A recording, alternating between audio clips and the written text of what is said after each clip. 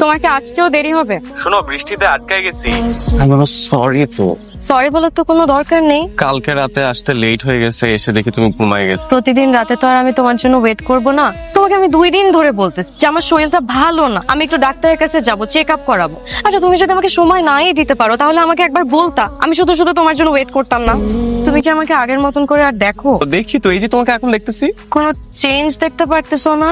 না, সেরকম কোনো চেঞ্জ দেখতেছি না, তবে তোমাকে আগের থেকে অনেক সুন্দর লাগছে। আমি নতুন হেয়ার কাট আর ভ্রু প্লাক করছি। আপনার হাজবেন্ড বা গার্ডিয়ান কেউ আসেনি? না, হাজবেন্ড তো আসে নাই, বাবা মা নেই। আপনার মা কিভাবে মারা গেছেন?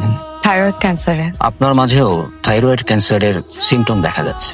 ছোটবেলা থেকেই আপনার মাঝে থাইরয়েডের ফল্টি জিনটি ছিল, এখন সেটা ধীরে ধীরে ক্যান্সারে রূপান্তরিত হয়েছে। এটার কি কোনো ট্রিটমেন্ট করা সম্ভব না? সত্যি কথা বলতে কি, আপনি ক্যান্সারের 3rd স্টেজে আছেন। একটা 1 কোটি টাকার টেন্ডার জমা দিছিলাম, ওইটা ওয়ার্ক অর্ডার পেয়ে গেছি। ব্যবসাটা ঠিকঠাক করতে পারলে 10 লাখ টাকা প্রফিট হবে। কি ব্যাপার, তুমি কাঁদতেছো কেন?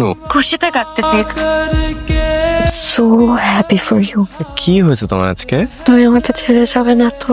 আমি তোমাকে ছেড়ে কই যাবো, কার কাছে যাবো তুমি আমাকে বলো। কোনোদিন যদি এমন হয় তোমার আমাকে আর ভালো না লাগে, তুমি আমাকে আর ভালো না বাসো, তাহলে আমাকে বলে দিও, আমি চলে যাবো।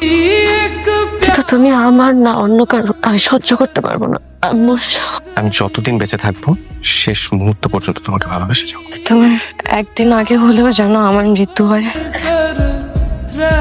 তোর মা এত বড় রোগ নিয়ে সারাক্ষণ ঘুরছে হাসি মুখে, কোনোদিন তার মুখ থেকে কেউ বুঝতে পারে নাই ক্যান্সারের মতো রোগ নিয়ে সেইভাবে ঘোরাঘুরি করছে। মরার আগের দিন আমারে বকুল বলে ডাক দিল। বকুল, আমার শিং মাছের ঝোল খাইতে ইচ্ছা হয়েছে, আমি শিং মাছের ঝোল রান্না করলাম, কিন্তু খাওয়া যেতে পারলো না। তার আগে শেষ। আমার ছোটবেলায় কি কোনো রোগ হয়েছিল, বড় রোগ? তোর মা মারা যাওয়ার পরেই তোর জ্বর হয়েছে, অনেক জ্বর।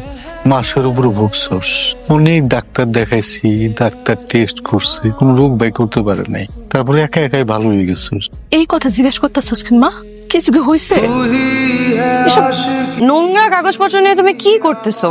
আর যাই করো না কেন বেডরুমে কেন করতে হবে? তুমি জানো না আমার হাইজিন প্রবলেম আছে। আরে বাবা, সব প্রবলেম সলভ হয়ে যাবে, আগে এই পেপার গুলোতে একটু সাইন কর। কিসের সাইন? তোমার আব্বা মানে আমার মরহুম শ্বশুর তোমাকে একটা বাড়ি লিখে দিয়ে গেছে না, ওইটা আমি আমার নামে লিখে নিতেছি। যদিও বৈবাহিক সূত্রে বাড়িটা আমারই, যা তোমার তা তো আমারই। যদি তোমারই হয় তাহলে লিখে নেওয়ার কি আছে? যদি তুমি আমার কোনোদিন ছেড়ে চলে যাও, বাড়িটা হাতছাড়া হয়ে যাবে না? কিন্তু আমি যদি আগে মারা যাই? তোমার আগে আমি মারা যাবো। কিন্তু আমি তো তোমাকে ছাড়া এক মুহূর্ত বাঁচবো না, আমি আগে মারা যাবো। না না। আচ্ছা বাবা, ঠিক আছে, দুজন একসাথে মারা যাবো। এবার খুশি, সাইনটা কর। নাও।